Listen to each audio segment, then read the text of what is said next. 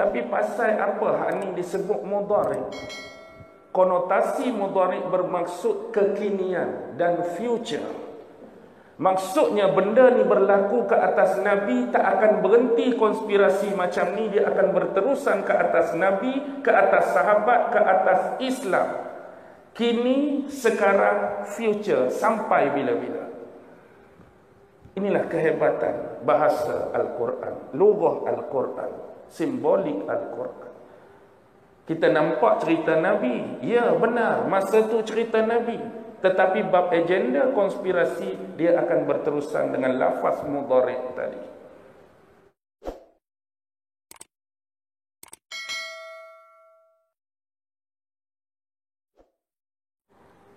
A'udzu billahi minasy syaithanir rajim. Bismillahirrahmanirrahim. Assalamualaikum warahmatullahi wabarakatuh. Alhamdulillah, alhamdulillah, alhamdulillah. Alhamdulillahi rabbil alamin. Wa bihi nasta'in ala umurid dunya waddin. والصلاة والسلام على أشرف الأنبياء والمرسلين وعلى آله وصحبه أجمعين. سبحانك لا علم لنا إلا ما علمتنا إنك أنت العليم الحكيم. قال رب اشرح لي صدري ويسر لي أمري واحلل عقدة من لساني يفقه قولي. اللهم يسر ولا تعسر، اللهم يسر ولا تعسر، اللهم يسر ولا تعسر. اللهم صل على سيدنا محمد وعلى آله وصحبه وسلم. اللهم صل على سيدنا محمد وعلى آله وصحبه وسلم. اللهم صل على سيدنا محمد وعلى آله وصحبه وسلم. أما بعد. Alhamdulillah, syukur kehadrat Allah subhanahu wa ta'ala, kerana dengan limpah kurnia, rahmat, kasih sayang dan inayah daripada Allah subhanahu wa ta'ala, alhamdulillah, pada pagi yang mulia lagi penuh keberkatan ini, kita sama-sama dapat dihimpun dan dikumpulkan oleh Allah subhanahu wa ta'ala. Sebentar tadi kita semua diizinkan untuk sama-sama salat subuh secara berjamaah, alhamdulillah. Dan sekali lagi kita diizinkan untuk sama-sama berkumpul di dalam majlis ilmu pada pagi ini. Mudah-mudahan senantiasa diberikan rahmat dan keberkatan dari sisinya. Tuan-tuan, puan-puan, hadirin hadirat, muslimin muslimat yang dirahmati sekalian, tujuan kita berada pada pagi ini ialah sama-sama untuk mengambil iktibar dan mengambil pelajaran daripada sirah Nabi Muhammad sallallahu alaihi wasallam, sebelum kita terus ke pangkal persoalan dan tajuk mengenai konspirasi. Suka saya membacakan firman Allah subhanahu wa ta'ala di dalam surah Al-Anfal merujuk ayat yang ke-30. A'udzu billahi minasy syaithanir rajim. Wa idh yamkuru, ketika mana musuh-musuh Allah iaitu kafir-kafir Quraisy, mereka merancang, mereka beragenda, mereka berkonspirasi ke atasmu wahai Muhammad, liyuthbituka. Apa perancangan dan agenda yang mereka nak buat? Apa yang mereka nak konspirasikan ke atas diri Nabi Muhammad sallallahu alaihi wasallam? Liyuthbituka, sama ada mereka akan mengikat dan menangkap kamu. Bahkan kalimah ataupun lafaz al-isbat jauh lebih daripada makna ikat, jauh lebih daripada makna tangkap, bahkan sampai kepada makna memenjarakan. Au yaqtuluka, sama ada mereka akan menamatkan riwayat kamu, mereka akan bunuh kamu wahai Muhammad. Au yukhrijuka, ataupun mereka akan menghalau dan mengusir kamu, merujuk kepada usir Nabi daripada bumi Mekah, tanah tempat tumpah kelahiran Nabi. Wa yamkuruna wa yamkurunallah, mereka melakukan agenda dan konspirasi mereka, tetapi Allah juga mempunyai agenda dan perancangannya yang tersendiri. Wallahu khairul makirin, dan Allah lah sebaik-baik perancang, sebaik-baik yang mengatur segala sesuatu. Tuan-tuan dan puan-puan, ayat Al-Anfal 30 sebenarnya mempunyai pemaknaan yang cukup besar untuk kita ambil pelajaran dan iktibar serta kita bawa ke zaman kita. Sebelum kita huraikan benda ni dengan lebih lanjut dan lebih detail, suka saya mengembalikan keadaan paling awal sewaktu Rasulullah berhijrah secara jahar. Rasulullah memulakan dakwah Rasulullah ini selepas hampir 3 tahun secara bersembunyi, hidden, tak ada orang tahu. Tiba-tiba 3 tahun selepas itu Allah memerintahkan Rasulullah supaya menyebar luaskan dakwah ini secara terbuka, secara jahar. Maka dimulakan oleh Rasulullah untuk menyebarkan dakwah Islam. Secara umum kita mengetahui bahawa golongan-golongan elit, golongan-golongan bangsawan yang mempunyai kedudukan, jawatan dan nama, bahagian besar mereka menolak dan menafikan dakwah Nabi. Tetapi yang banyak menerima dakwah dan seruan Rasulullah ialah golongan-golongan sederhana, golongan-golongan yang miskin, hamba-hamba yang mana mereka ini dipunyai oleh tuan-tuan, mereka dipunyai oleh majikan-majikan masing-masing. Antara bentuk perkara pertama yang dilakukan oleh orang-orang kafir Quraisy terhadap sahabat-sahabat Nabi yang memeluk Islam ialah mereka menimpakan ke atas mereka pelbagai bentuk ragam penindasan, penyiksaan dan kezaliman. Mesyuarat pertama yang merancang perkara ini diceritakan dengan banyak di dalam kitab-kitab sirah. Apa yang mereka rancang, apa yang mereka agendakan, mereka memanggil kepala-kepala suku, mereka memanggil kepala-kepala bani. Tujuan dia apa? Tujuan dia nak buat satu checking. Maksudnya macam ni tuan-tuan, nak bagi mudah faham. Kalau kita duduk dalam satu bandar, kita akan panggil setiap ketua kampung. Jadi bila duduk dalam mesyuarat, duduk dalam meeting, ada ketua kampung. Apa yang diminta dalam mesyuarat, ketua kampung balik kepada kampung masing-masing, cek anak buah masing-masing. Cek orang kampung masing-masing, siapa di antara anak buah kamu yang dah terikut dengan ajaran Muhammad, cari mereka. Dapatkan mereka, kita akan buat sesuatu ke atas mereka. Ni arahan kepada setiap kepala bani dan kepala suku serta kabilah. Lalu tidak sebahagian kecil sahabat-sahabat Nabi yang menerima bentuk-bentuk penindasan, kezaliman dan penyiksaan. Dalam sejarah sahabat khalifah yang ketiga, Osman juga turut menerima penyiksaan. Sahabat seperti Mus'ab bin Umar turut disiksa, dipenjarakan oleh ibunya sendiri.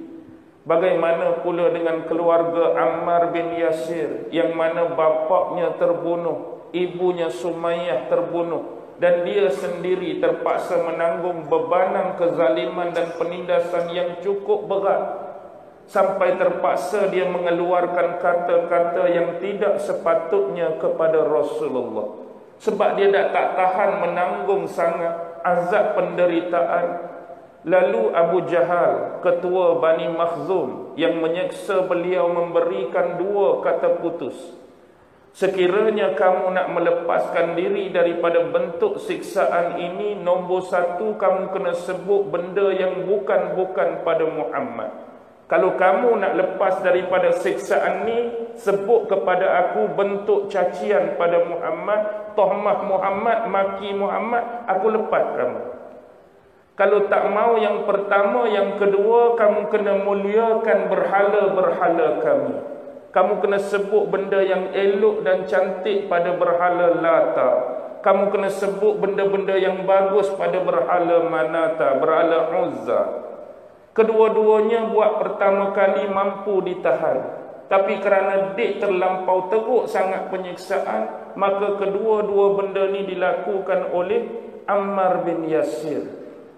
Dan janji Abu Jahal ditunaikan, dia lepas. Tapi di kemudian hari Ammar berlari mendapatkan Rasulullah, wahai tuan-tuan, mengadukan permasalahan dia, yang mana dia dah tersebut benda-benda terhadap diri Rasulullah dalam bentuk cacian, dalam bentuk tomahan, tapi dikarenakan terpaksa dan dipaksa. Kalau tuan-tuan cek surah An-Nahl ayat 106, itu merujuk turunnya ayat itu kepada kisah Ammar, yang mana Allah menyebut barang siapa yang beriman kepada Allah, kemudian setelah itu dia kufur, dan ini Allah akan murka pada dia, illa man ukriha wa qalbuhu mutma'innu bil iman, kecuali sesiapa yang terpaksa ataupun dia dipaksa untuk melakukan demikian, sedangkan hatinya yang sebenar dipenuhi dengan iman. Jadi yang dilakukan oleh Ammar ini terpaksa dan dipaksa, dan dia dimaafkan. Bahkan ada hadis-hadis yang menyebutkan dialog di antara Rasulullah dan Sayyidina Ammar bin Yasir. Wahai Ammar, apa yang terjadi, bagaimana dengan hatimu? Hatiku tenang, wahai Rasulullah. Wahai Ammar, sekiranya benda ini berulang buat kali kedua pada diri kamu, maka tidak salah bagi kamu untuk melakukannya sekali lagi. Maksudnya apa? Kalau orang siksa lagi, orang buat lagi, suruh cakap benda-benda macam ni, sedangkan hati kamu sebenar tak mau cakap. Hati kamu lawan, hati kamu memberontak, tapi kamu dipaksa atau terpaksa, tidak menjadi kesalahan kerana nak menyelamatkan satu benda yang cukup besar, iaitu nyawa. Bahkan dalam sejarah sahabat seperti Khabbab bin Arif, Al-Aflah, Bilal bin Rabah, yang perempuannya Zunairah, An-Nahdiyah, Ummu Ubais, perempuan Bani Muammal yang disiksa oleh Sayyidina Umar bin Al-Khattab zaman jahiliyah dia, cukup membuatkan kita menitiskan air mata melihat kepada bentuk-bentuk penindasan dan kezaliman. Seterusnya apa berlaku, langkah demi langkah, step demi step. Apa yang mereka buat kepada Rasulullah? Mereka buat kepada Rasulullah bila Rasulullah tak mau berhenti dakwah dia. Mereka mula melakukan seperti yang berlaku kepada diri Nabi-Nabi dan Rasul sebelum ini. Apa dia tuan-tuan? Assassination character. Pembunuhan karakter. Bunuh karakter seseorang ialah untuk menampakkan sesuatu bukan yang sebenar pada diri seorang, supaya mendapat kepercayaan dalam masyarakat bahawa orang ni sekian. Sedangkan hakikatnya bahawa sesuatu itu tak pernah ada dan wujud pun pada diri orang yang didakwa. Contoh Nabi Muhammad lengkap, komplit, sempurna segala-galanya. Tetapi dalam sejarah kalau kita baca sirah-sirah, tuduhan apa yang tak pernah dilemparkan ke atas Nabi? Nabi pernah dituduh sebagai orang gila. Nabi pernah dituduh sebagai tukang syair. Nabi pernah dituduh sebagai tukang nujum. Nabi pernah dituduh kurang siuman. Macam-macam tuduhan dekat Nabi. Yang mana sebenarnya tuduhan itu benar atau salah? Salah. Tuduhan itu betul atau tak betul? Memang tak betul. Semua benda tu tak ada pada Nabi. Tetapi kenapa disebut, diwujud dan diada-adakan? Nak mematikan karakter Nabi. Supaya bila diadakan benda demikian, orang percaya. Yang menyebabkan orang menjauhkan diri daripada Nabi. Orang tak mau dengar perkataan dan dakwah Nabi selepas daripada ni. Benda ni bukan berlaku kepada Nabi sahaja, bahkan sampai kepada peringkat sahabat, sampai kepada peringkat ulama, sampai kepada peringkat pendakwah dan da'i-da'i yang wujud dalam dunia hari ini. Kalau ada orang dengki, kalau ada orang tak suka, kalau ada orang nak buat sesuatu pada dia, maka benda-benda ni berlaku walaupun tuduhan tidak seteruk yang pernah dilemparkan ke atas Rasulullah. Pendakwah ni macam ni, da'i ni macam ni, ustaz ni lagu ni, ustazah ni lagu ni. Kadang-kadang hak betul tu tak apalah. Kadang-kadang sebut benda tak betul, benda yang tak sepatutnya semata-mata nak menjatuhkan reputasi, nak buka aib, nak jatuhkan maruah seseorang. Adalah sebab-sebab tertentu kenapa mereka melakukan demikian. Begitu sedihnya melihat hati-hati manusia yang kelam, hati-hati manusia yang jahat. Baik, bila assassination karakter tak berlangsung, tak jalan juga, sebut macam-macam, tuduh macam-macam, dakwa macam-macam, tak jalan, orang tetap ikut Nabi, pengikut makin bertambah, maka mereka menggunakan jarum-jarum yang halus melalui penawaran-penawaran terhadap diri Nabi. Pi jumpa dekat Nabi, tawarkan harta. Jumpa Nabi, tawarkan jawatan. Jumpa Nabi, tawarkan pangkat. Jumpa Nabi, tawarkan wanita. Macam-macam tawaran yang nak diberikan pada Nabi, dengan syarat Nabi berhenti. Stop you punya dakwah. Tapi Nabi terima atau tidak? Nabi tak pernah menerimanya. Soal pangkat bukan pilihan Nabi, wanita bukan pilihan Nabi, harta kekayaan bukan pilihan Nabi, kemasyhuran dan populariti bukan pilihan Nabi. Akhirnya kerana terdesak mereka menemui siapa? Bapa saudara Nabi Abu Talib. Memberi kata putus. Dua perkara, sama ada kamu sendiri wahai Abu Talib yang menasihatkan anak saudara kamu Muhammad untuk stop dia punya dakwah, atau kamu lepaskan untuk kami sendiri berhadapan dengan dia. Lalu janji Abu Talib dia nak nasihatkan Nabi Muhammad, tetapi tidak. Malah Nabi Muhammad tetap menjalankan dakwah dia. Mari lagi jumpa. Sesungguhnya kami amat menghormati kamu dengan usia kamu, dengan kedudukan kamu, dengan pangkat kamu yang disegani dan dihormati. Bila kami minta kamu berurusan dengan dia, kamu tak buat pun. Lalu apa cerita pula ni? Cakap sekali lagi. Lalu Abu Talib menemui Rasulullah.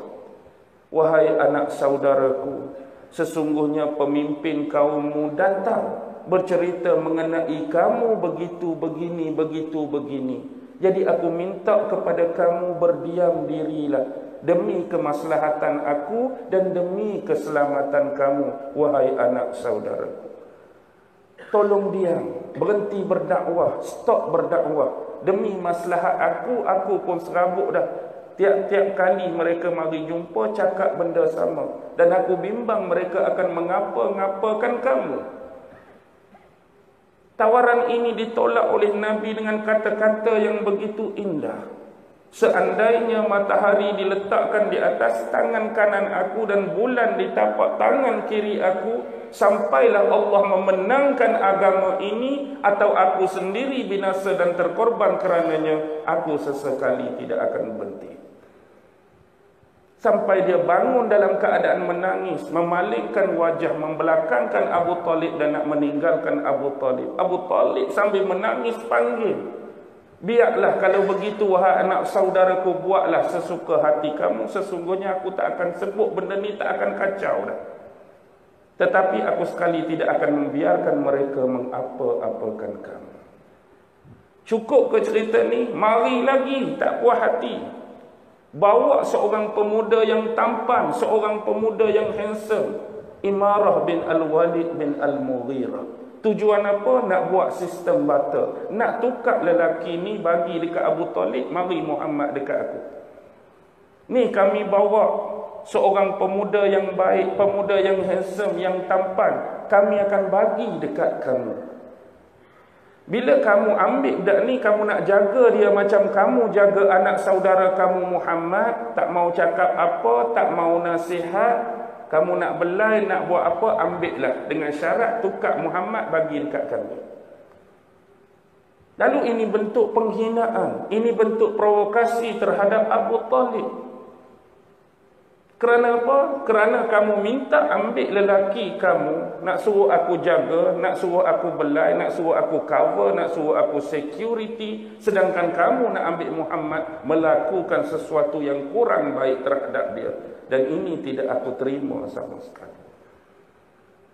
Ini berlaku dalam rentang sejarah yang cukup lama, percubaan demi percubaan untuk menghancur dan memusnahkan kerjaya Nabi Muhammad sebagai utusan Allah lebih jauh, tak mau amanah ini disebarluaskan kepada sekalian makhluknya. Perancangan-perancangan ini dah berlaku seawal Rasulullah di Mekah, tuan-tuan. Dan last kali apa jadi berkenaan dengan ayat tadi. Hampir-hampir waktu Rasulullah nak berhijrah, satu mesyuarat tergempar. Mesyuarat paling penting diadakan di Darun Nadwa. Mesyuarat yang dipimpin, diketuai dan dipengurusikan oleh ketua Bani Makhzum. Siapa? Amru bin Hisham, iaitu Abu Jahal. Di dalam mesyuarat ini dipanggil, ada riwayat menyebut 100 hingga 120 pimpinan daripada suku-suku, ketua-ketua kabilah dan bani-bani di Mekah. Hanya dua saja tak dijemput, iaitu Bani Hashim dan Bani Abdul Muttalib. Kerana dua bani ni yang paling kuat memberi sokongan dan dukungan kepada Rasulullah. Kalau panggil pemimpin daripada Bani Hashim dan Bani Muttalib sekalipun, apa yang kita nak agenda dan rancangkan, pasti mereka tolak. Jadi awal-awal tak payah jemput mereka. Panggil hak akan bersetuju dengan kita. Satu-satunya daripada Bani Hashim yang dipanggil ialah pak saudara Nabi. Tu pun bukan atas kota Bani Hashim, bukan atas kota Bani Muttalib, tapi atas kota geng rapat, sekutu rapat mereka. Sebab Abu Lahab ni pak saudara Nabi, automatik dia Bani Hashim, Bani Muttalib.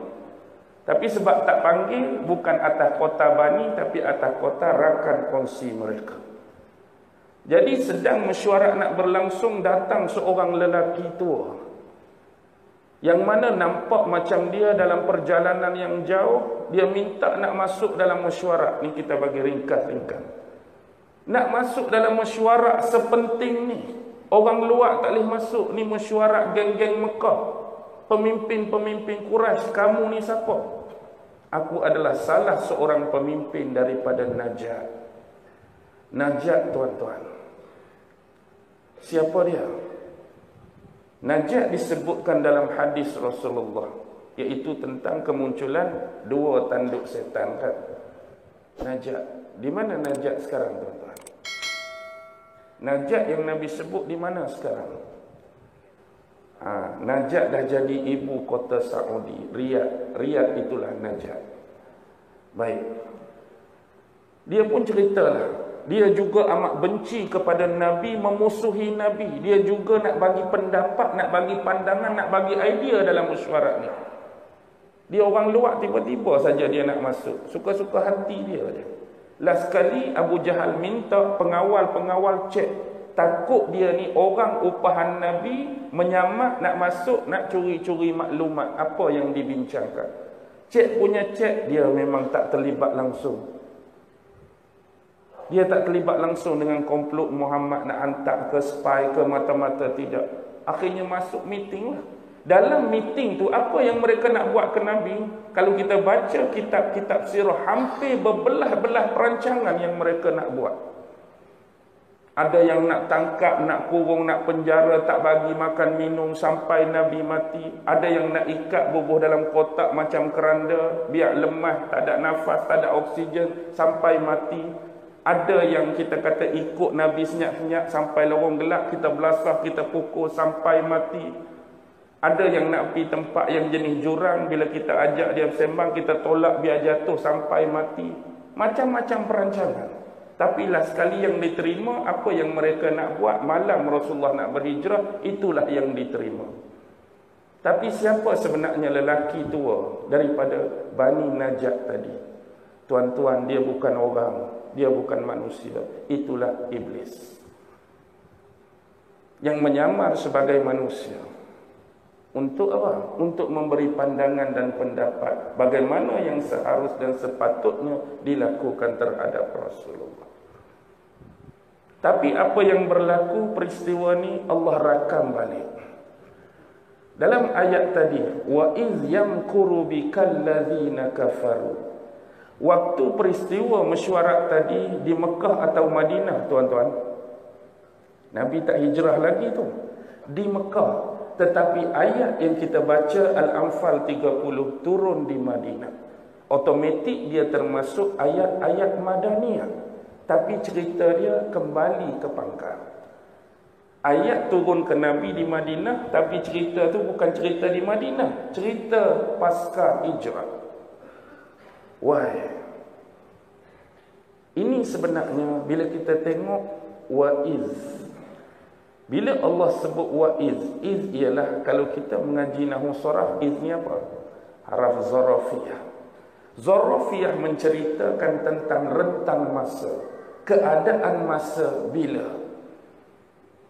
Dan wa'iz juga menjadi lafaz at-tazkir, memperingati. Sebenarnya lafaz wa'iz ialah dalam bahasa Arab, dia nak mengembalikan semula nostalgia, nak menghidup dan menyuburkan kembali memori kita tentang sesuatu yang telah berlaku. Dan ingatlah, kenanglah, suburkanlah. Nak suruh peringat sungguh-sungguh, benda tu dah lama, benda tu dah lepas, tapi cerita balik. Why? Yamkuru bikal ladzina kafaru. Ketika mana orang-orang kafir Quraisy beragenda, merancang dan berkonspirasi terhadap kamu, wahai Muhammad. Tapi tengok kecantikan ayat ini. Yamkuru fi'il madhi atau mudhari, tuan-tuan? Yamkuru madhi atau mudhari? Tu Imam. Yamkuru madhi atau mudhari? Mudhari. Tengok perbuatan-perbuatan. Liyusbituka, madhi atau mudhari? Mudhari. Yaqtuluka, mudhari. Yukhrijuka, mudhari. Lepas tu lagi wayam kurun, mudhari. Wayam kuruna Allah wallahu khairul makirin. Kita akan lihat satu bentuk ayat yang sama dalam surah Ali Imran ayat 54. Sama, tapi dia guna madhi. Dia tak guna wayam kuruna Allah, tapi dia guna apa? Wa makaru Allah wallahu khairul makirin. Hak ni mudhari, hak tu madhi. Hak tu cerita siapa? Hak tu cerita konspirasi pembunuhan Nabi Allah Isa. Kenapa konspirasi pembunuhan Nabi Allah Isa di tiang salib itu disebut dengan fi'il madhi? Kerana benda itu, itulah pertama kali berlaku dan itulah yang terakhir. Tak akan ada perkara tersebut berulang buat kali kedua dah. Benda dah lepas. Adakah Nabi Isa akan disalib buat kali kedua? Atau sejarah ni berulang lagi ke atas diri Nabi Isa? No. Nabi Isa akan turun, ya, buat kali kedua, tapi bukan untuk isu ini. Tetapi untuk membunuh Dajjal, untuk membunuh babi, untuk menghapuskan cukai-cukai, menghancurkan palang-palang salib, menerusi hadis. Tapi pasal apa hak ni disebut mudhari? Konotasi mudhari bermaksud kekinian dan future. Maksudnya benda ni berlaku ke atas Nabi, tak akan berhenti konspirasi macam ni, dia akan berterusan ke atas Nabi, ke atas sahabat, ke atas Islam. Kini, sekarang, future, sampai bila-bila. Inilah kehebatan bahasa Al-Quran, lughah Al-Quran, simbolik Al-Quran. Kita nampak cerita Nabi, ya benar, masa tu cerita Nabi. Tetapi bab agenda konspirasi, dia akan berterusan dengan lafaz mudhari' tadi. Maksudnya, bab nak tangkap, bab nak dera, bab nak penjara akan mati dan tamat pada zaman Nabi saja ke? Tidak, akan berlangsung tuan-tuan sampai hari ini kepada setiap pejuang Islam, pejuang agama, da'i dan pendakwah seperti Rasulullah.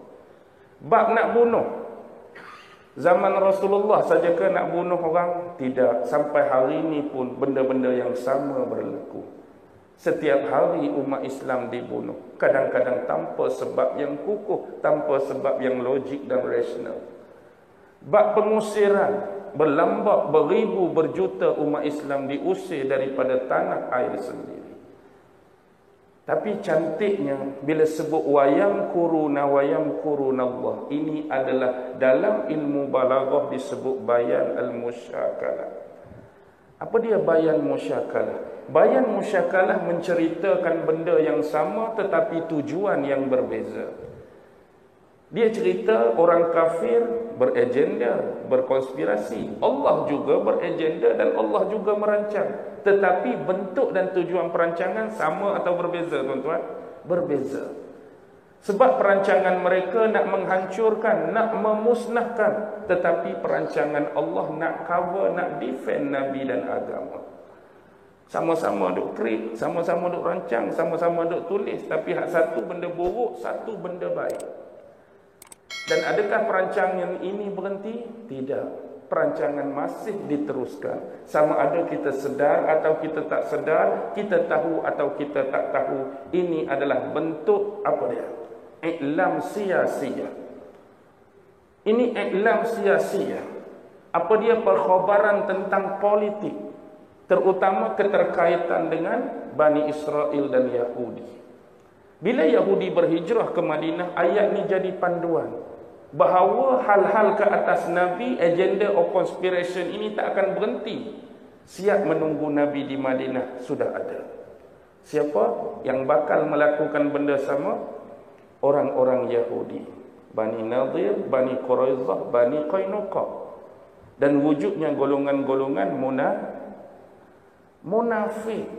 Yang ni sokong Nabi ke lawan Nabi? Munafik ni lawan Nabi. Nabi terpaksa pula berhadapan dengan agenda dan konspirasi baru golongan-golongan Yahudi dan kaum munafik. Tu belum lagi gerakan-gerakan yang bersifat underground. Seawal Nabi nak membangunkan ekonomi di Madinah, Nabi pernah menghantar surat melalui Sayyidina Abu Bakar untuk meminta bantuan keuangan. Dengan tokoh Yahudi semata-mata nak memajukan ekonomi sahabat-sahabat Muhajirin dan Ansar. Bertemu dengan tokoh mereka Fanhash. Akhirnya mereka menyindir Rasulullah. Mereka sindir Rasulullah. Bukankah Tuhan kamu Tuhan yang maha besar, Tuhan yang maha kaya? Kenapa datang sini minta nak berhutang dengan kami? Sakit hati tak ayat macam ni? Nabi hantar Abu Bakar bawa surat nak minta bantuan kewangan. Kan kita baru sampai tak kukuh lagi dengan kewangan tadi, nak majukan ekonomi, pi nak minta berhutang, pi nak minta bantuan. Dia cakap, kan kamu cakap Allah maha besar, Allah maha kaya, pasal apa tak minta dengan dia? Mantap juga dengan kami. Ayat tu ayat sindir, pedih. Tapi adab yang diajarkan kepada Abu Bakar dua benda sebelum berhadapan dengan situasi seperti ini. Jangan sesekali kamu bersikap kasar terhadap mereka dan bersabarlah dengan apa yang dia lakukan terhadap kamu. Kalau kita tak ada sabar dah orang cakap macam ni.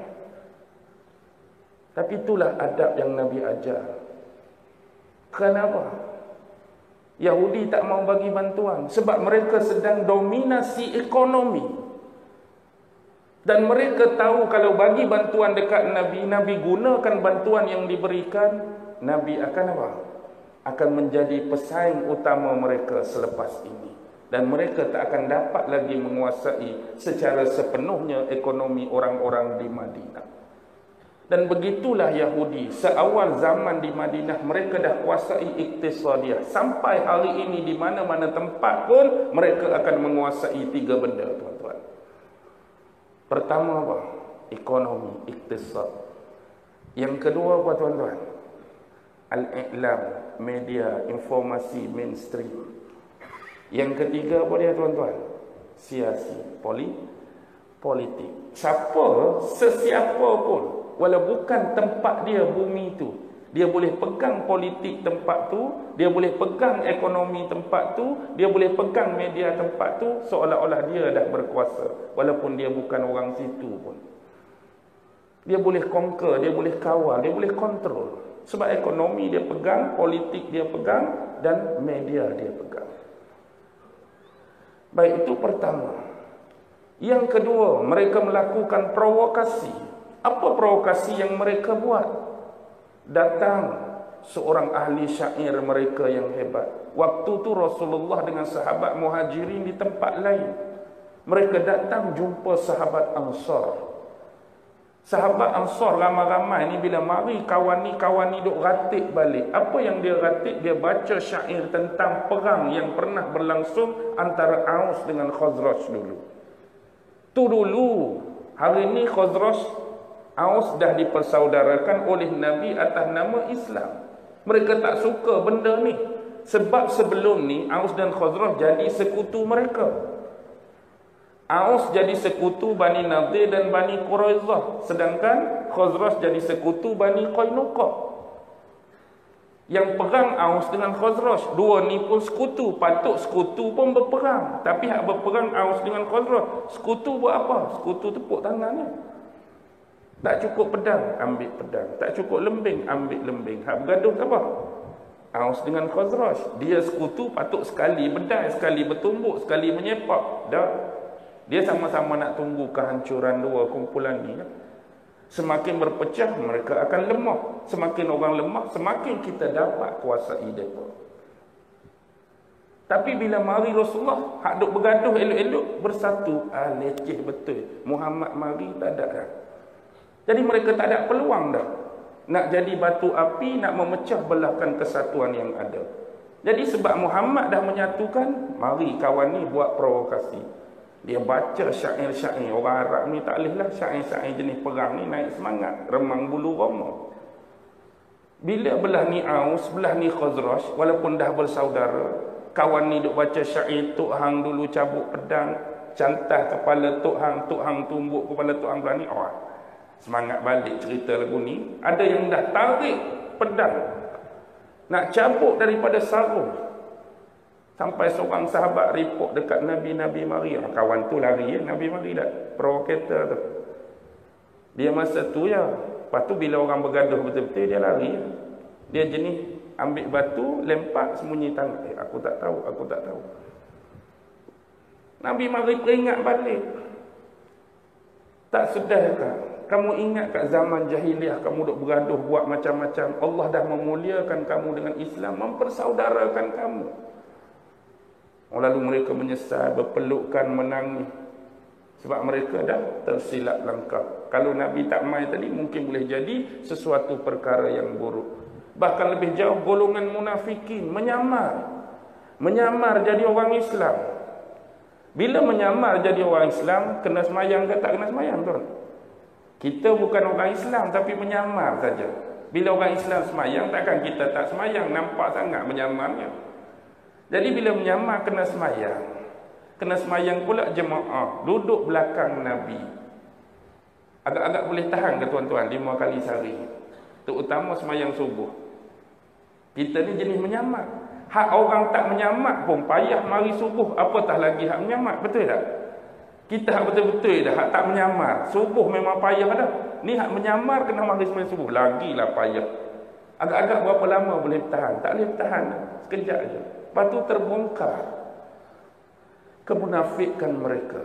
Sebenarnya mereka tunjuk muka manis, tunjuk baik, tunjuk amal depan sahabat Islam. Balik dia akan cerita macam-macam. Dia akan report macam-macam. Ada yang kumpulan tu mereka masuk semata-mata nak duduk dalam majlis Nabi di samping sahabat. Nabi cerita macam ni, Nabi bagi maklumat ni, Nabi informasi ni. Dia pernah ambil benda-benda tu, balik dekat ketua-ketua mereka. Muhammad cerita apa hari ni? Muhammad bagi informasi apa hari ni? Muhammad cakap apa hari ni? Apa benda yang kita boleh dapat Muhammad cerita hari ni? Mereka ambil benda-benda tu. Ni underground yang bergerak pada zaman Nabi. Semua ni tuan-tuan, kalau kita baca sirah secara biasa, dia tak ada makna. Bagi kita benda ni dah lepas. Ni zaman Nabi ni. Tapi tuan-tuan ingat, Quran baik, hadis baik, sirah Nabi Muhammad tetap segar dalam bentuk konotasi mudhari tadi. Dia panduan, dia jelas. Benda yang sama masih berlaku. Cuma pelaku dia berbeza. Kalau dulu kafe-kafe Quraisy, kalau dulu penyembah-penyembah berhala, kalau dulu musyrikun, kalau dulu Yahudi, kalau dulu munafik, kalau dulu geng underground, benda yang sama. Hari ni yang duk buat kerja pun Yahudi juga, yang duk buat kerja pun Nasara juga, yang duk buat kerja pun etis Alladidiyun juga, yang duk buat kerja mustakbirun, manusia-manusia sombong juga, musyrikun juga, penyembah berhala juga. Bahkan lebih jauh mungkin penyembah-penyembah setan dan iblis. Cuma bentuk berbeza. Cuma hari ini saya nak sebut dengan masa yang ada tuan-tuan. Sebelum ni kita dah berbicara di 2-3 tempat tentang serangan pemikiran yang dilancarkan oleh musuh-musuh terhadap Islam, gerakan Islam dan sebagainya. Hari ini saya nak sebut dia punya tahapan yang dipanggil marahil ghazwul fikr. Tahap-tahap yang mereka guna untuk lancarkan serangan pemikiran. Yang semalam saya tak ada habis nak sebut, waktu dah tamat. Baik, tahapan yang mereka buat berlaku dalam 3 fasa tuan-tuan. Fasa pertama disebut qablal ihtilal. Apa maksud qablal ihtilal? Sebelum jatuhnya sistem khilafah. Ini bermaksud sebelum sistem khilafah jatuh, dalam masa duduk berlangsungnya sistem khilafah, mereka dah buat kerja. Nak memastikan Islam tu jatuh, Islam tu mundur, Islam tu berkubur. Dengan 3 pattern. Untuk fasa khilafah berlangsung, pertama ialah istishraq. Apa dia? Orientalis. Mereka gunakan orientalis. Yang kedua, at-tansir, missionary, kristianisasi. Melalui perang salib dan tentera-tentera Salibai. Bermula 1096 sampai berakhir 1291. Itu dalam sejarah yang dimuktamadkan. Tapi tuan-tuan fikir, adakah tentera-tentera Salibai dah berakhir pada tarikh itu? Adakah tentera-tentera Salibai dah berakhir 1291? Hari ini pun masih berlangsung tuan-tuan. Yang ketiga apa dia? Taqti'u awsalid daulah khilafah. Memutuskan hubungan negara-negara yang bernaung di bawah khalifah supaya berlepas diri daripada sistem ini. Contoh, khalifah besar Turki Osmaniyah. Negara-negara di bawah naungan dia tu banyak. Jadi mereka masuk, mereka racun, mereka cucuk supaya negara-negara ini berlepas diri di bawah naungan khalifah. Tak payah duduklah bawah Turki, ni tak payahlah, ni tak payah, suruh masing-masing keluar. Itu peranan awal yang banyak dimainkan oleh Rothschild, yang dimainkan oleh Yahudi, yang dimainkan oleh Danumah. Danumah bahasa Arab yang disebut satu pakatan Secret Society Don Man. Baik, tu fasa yang pertama. Lepas tu fasa fi marhalatil ihtilal. Saat-saat nak jatuhnya khilafah, apa yang mereka buat? Ini ada 5 pattern. Yang pertama masih kekal, orientalis tak berhenti lagi. Yang kedua pun kekal, missionary, kristianisasi tak berhenti lagi. Cuma yang ketiga, bila dah jatuh sistem-sistem khilafah ni, dah orang bercerai berlepas, projek pertama ialah apa yang mereka buat seperti yang berlaku kepada revolusi Perancis. Apa tuan-tuan yang berlaku pada revolusi Perancis? Raja Perancis dijatuhkan. Bila sistem raja dijatuhkan, sistem apa yang naik? Sistem presiden. Raja kita jatuhkan. Bukan belah kita saja nak jatuhkan raja ni. Mereka dah lama. Eropah dulu ada raja, tuan-tuan. Raja Belanda, Raja Sweden, Raja negara tu, Raja negara ni. Semua dah hilang. Keluarga di raja, darah di raja ada. Tapi kedudukan, pangkat, kekuasaan dah tak ada. Yang ada presiden. Satu lagi, Fasluddin Anid Daulah. Apa yang berlaku kepada sistem gereja? Dulu kerajaan, sistem raja dengan gereja cukup kuat. Maksudnya raja juga mengawal agama sama seperti kita pada zaman Melaka, zaman Kedah Tua. Raja yang jaga institusi agama. Ulama-ulama dekat dengan raja, dekat dengan istana. Begitu juga yang berlaku dalam sejarah mereka. Gereja punya hubungan yang kuat dengan seorang raja.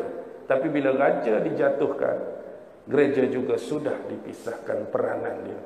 Tambah pula bila naiknya geng-geng Martin Luther yang berasaskan Protestan.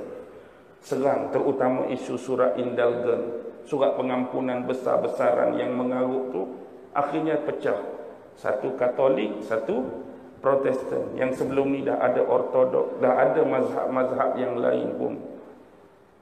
Tapi bila ni berlaku, sekarang fungsi gereja cuma apa? Kalau kita tengok paling besar pun cuma 3. Orang pi, anak baru beranak, nak pi baptize. Yang kedua, kahwin. Yang ketiga, putus nyawa, mati, bawa keranda pi. Hak lain tak ada orang nak pi dah.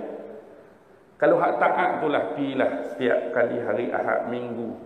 Tapi hak utama tinggal 3 tu, fungsi tak ada dah. Sebagai penasihat kerajaan dalam agama, sebagai penaraja. Sebab apa? Mereka dah pisahkan langsung agama-agama, kerajaan-kerajaan. Agama, urusan agama tak payah kacau. Kami tak kacau rohid, kami tak kacau pedri, kami tak kacau ulama. Buatlah kerja kamu. Tapi pemerintahan kami jaga. Itu yang mereka buat. Yang ketiga, yang keempat apa? Nashrul Qawmiyah. Menyebarkan fahaman nasionalisme. Dulu bawah sistem khalifah, kita tak ada nasionalisme. Semua sama. Saudara seagama. Tak ada pasport nak pergi mana-mana. Terbuka. Itu tanah Islam, kita bebas untuk melangkah. Bebas untuk bermusafir. Bila dah pecah-pecah masing-masing, apa jadi? Kita dah dipecahkan dan dikecilkan kuasa kita. Dan dinaikkan pemimpin pula yang otak Islam atau otak sebaliknya. Tuan-tuan pun boleh faham. Sebab siapa yang caturkan? Bila Barat dan musuh yang caturkan, adakah mereka akan naikkan pemimpin yang berorientasikan Islami? No. Berlatar belakangkan sekular sama seperti yang mereka mahu. Bila ini berlaku, maka akan berlakulah pemisahan pemerintahan dan agama. Yang akhirnya masing-masing diangkat tema nasionalisme yang taksub dengan semangat kenegaraan, semangat kenegerian, semangat negara masing-masing. Lepas tu diberikan pula bendera-bendera yang berbeza dah. Dulu sama aja satu. Lah ni aku bendera color biru ada bintang, hang bendera merah ada bulan, hang ni. Dah jadi masing-masing dah. Kalau jadi apa-apa kami tak ambil tahu dah. Hang punya cerita, kami punya cerita. Dulu kita sama-sama. Divide and rule, pecah perintah, tuan-tuan. Dan ini berlaku hari ini. Lepas tu yang terakhir apa dia? Isqatud daulah, jatuhkan sistem khalifah. Sistem khalifah yang terakhir jatuh bulan Mac 1924 sepenuhnya. Gerakan yang Rothschild, Don May, macam-macam. Sebenarnya mereka dah lama menyusup masuk dalam sistem pentadbiran dan pengurusan pada zaman khilafah Sultan Abdul Hamid II. Mereka menyamar jadi orang Islam. Tengok. Hak dulu zaman Nabi, munafik menyamar. Mereka menyamar jadi orang Islam. Tukar nama. Jadi orang ingat orang Islam duk kerja dengan hari-hari dengan kita. Duk senyum hari-hari dengan kita. Duk minum kopi hari dengan kita. Rupanya kawan ni buat khianat. Tambahan pula isteri-isteri Khalifah Turkah Osmaniyah ada orang-orang Eropah. Perempuan-perempuan Mak Saleh. Sebenarnya mereka dihantar sebagai spy mata-mata. Sebab tu kadang-kadang agenda-agenda sama ada bentuk-bentuk peperangan banyak maklumat terlepas. Macam mana boleh terlepas? Sebenarnya terlepas melalui isteri-isteri mereka yang sebenarnya bertindak sebagai spy dan mata-mata bagi pihak musuh di barat. Perancangan begitu rapi, tuan-tuan. Sebesar Turki Khalifah Utsmaniyah boleh jatuh, dan kita tak nafilah ada bentuk-bentuk kelemahan, kekurangan dan kebocoran dalam sistem pentadbiran, itu biasa. Itu 5. Selepas tu apa jadi? Ma ba'dal ihtilal. Apa yang mereka teruskan agenda selepas kejatuhan sistem khilafah sampai sekarang. Nombor 1, taghyir, perubahan. Apa yang mereka nak rubah? 3 benda mereka nak rubah. Pertama, siasat, sistem politik. Yang kedua, ijtimai, sistem sosial. Yang ketiga ialah apa dia, tuan-tuan? Iktisadi, sistem ekonomi. Dulu kita berpolitik, politik Islam. Sekarang politik, takut nak sebut. Tak kira lah, tuan faham sendirilah politik bentuk mana. Bentuk kepartian ke bentuk mana. Tapi tuan-tuan tahu tak? Bila bentuk kepartian ni, tuan-tuan makin bersatu atau makin berpecah? Dulu ada 2. Okey lagi. Lepas tu jadi berapa? Jadi 3. Lepas tu jadi berapa? Jadi 14. Bila jadi 14 ni makin kuat ke makin tak kuat, tuan-tuan? Sebab masing-masing bawa agenda, masing-masing bawa ideologi, masing-masing bawa kepahaman. Semua nak angkat ideologi masing-masing. Dan automatik dalam sistem ni kita kena kata. Kena kata apa? Kena kata kita betul, orang betul ke kita betul, orang salah. Pernah ada orang ceramah di pentas-pentas contoh politik, oh kami adalah kumpulan yang paling betul dan benar, tapi kumpulan belah sana pun paling betul dan benar. Ke dia jadi lagu lain? Dah pernah dengar tak tahun ni? Hatu pun betul ke? Oh, hatu pun memang bagus, betul juga. Ada ke dengar lagu tu? Tak ada. Hani yang betul. Lepas tu orang kongkang. Semua tak kena. Belah tu pun nanti ceramah sama je. Hak dia betul, hak ni pula kongkang tak kena. Lepas tu bila nak habis? Bila nak habis? Nampak tak percaturan ni? Saya dah sebut hari tu, sistem ni macam main bola sepak je. Kita diberi kemerdekaan dengan sebiji bola. Habis nak main kat mana bola ni? Dah aku bagi bola merdeka ni, main kat tempat kamu lah. Padang kamu sendirilah. Dulu ada 2 pasukan je. Lawanlah 2 pasukan ni. Bila berlawan, kiraan kemenangan dengan kiraan gol. Siapa jaring banyak gol, dia menang. 4-3. Siapa boleh menang? 4 boleh menang. 3 kalah walaupun jaring juga. Tapi ingat, referee boleh suap ke tak boleh suap? Referee yang jaga tu boleh suap. Prit, penalty. Padahal tak kena pun kaki kawan tu. Tapi referee awal lagi penalty. Bila kawan ni nak balas serangan, bola tak out lagi. Tak keluar lagi. Prit, bola keluar. Tak nak kata apa. Berjuang banyak mana kita pun 5-3 tetap menang 5. Itulah yang kita duk main. Lepas tu dulu 2 je, tak ada orang lain ke. Nak bagi ramai, nak bagi sedap sikit kita main, sedap sikit kita berlawan, hang buat tim hang. Bagus ramai sikit, ada league sikit lah sekali. 2, 10, 8, 12. Duk main-main tak berhenti. Semata-mata nak apa? Trofi kejuaraan. Tapi dalam liga ni biasalah, kadang-kadang Manchester menang. Kadang-kadang tahun depan Chelsea menang tak? Biasalah tu. Tapi hak kuat, hak gagah lama Manchester. Berapa tahun menang nak dapat kat Chelsea balik. Lepas tu dapat kat Blackburn, dapat kat City. Biasa tukar-tukar main bola kan. Sama sistem dia. Okey, bila dah pegang macam ni, apa yang akan terhasil? Dia akan membawa kepada taklim, sistem pendidikan. Dia akan bawa kepada iklan, media, informasi, mainstream. Dan dia akan bawa kepada konun.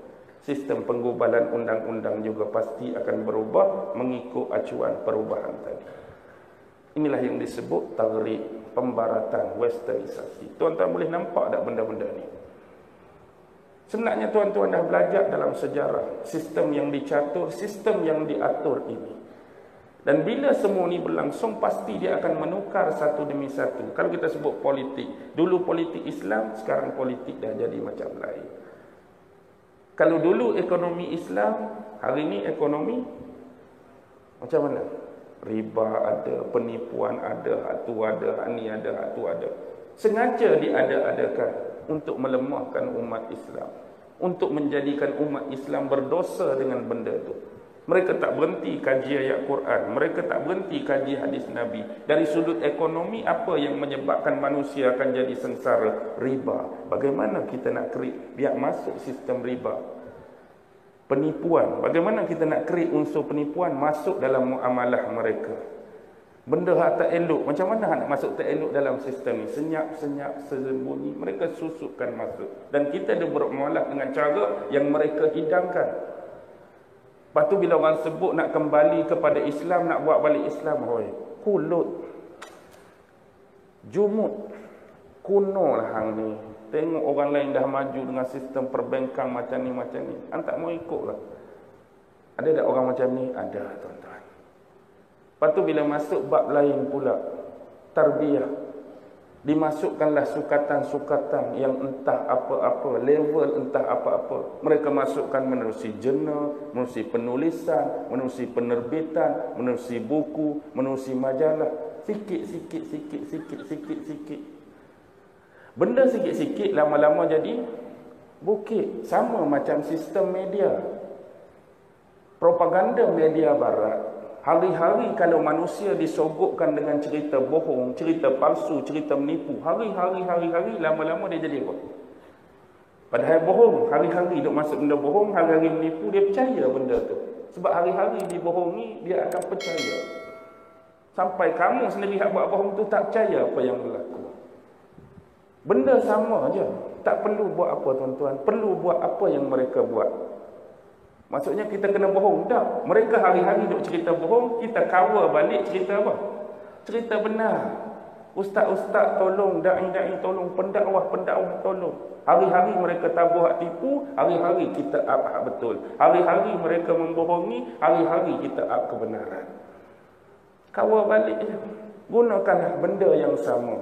Dia guna YouTube, kita guna YouTube. Dia guna media ni, kita guna media ni. Jadi walaupun mereka tu teknologi, sains orang barat buat, tapi keperluan dia kita guna untuk kebaikan. Yang jadi masalahnya, tujuan utama mereka buat tu untuk baik kita ke untuk hancur kita?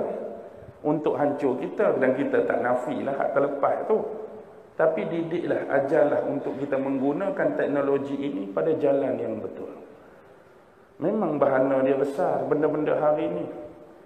Ada hak jadi warga TikTok, ada hak jadi Instagram, hak jadi tu, hak jadi macam-macam. Hak tak rajin berjoget, makcik pun berjoget dalam TikTok.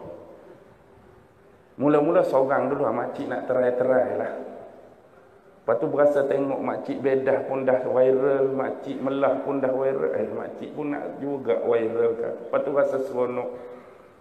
Bila makcik viralkan, pakcik mak pula tunjuk pula hak dia berjoget juga. Jadi makcik nak balas balik. Macam-macam berlaku, merosakkan tuan-tuan. Tapi budaya ni dah subur. Subur tak subur pun dia dah berlangsung. Cuma peringatan kita kata untuk diri kita, jaga anak-anak, jaga ahli keluarga, jaga isteri, jaga adik-beradik, jaga kaum kerabat, saudara mara yang terdekat, supaya kita terhindar daripada bentuk-bentuk fitnah seumpama ini.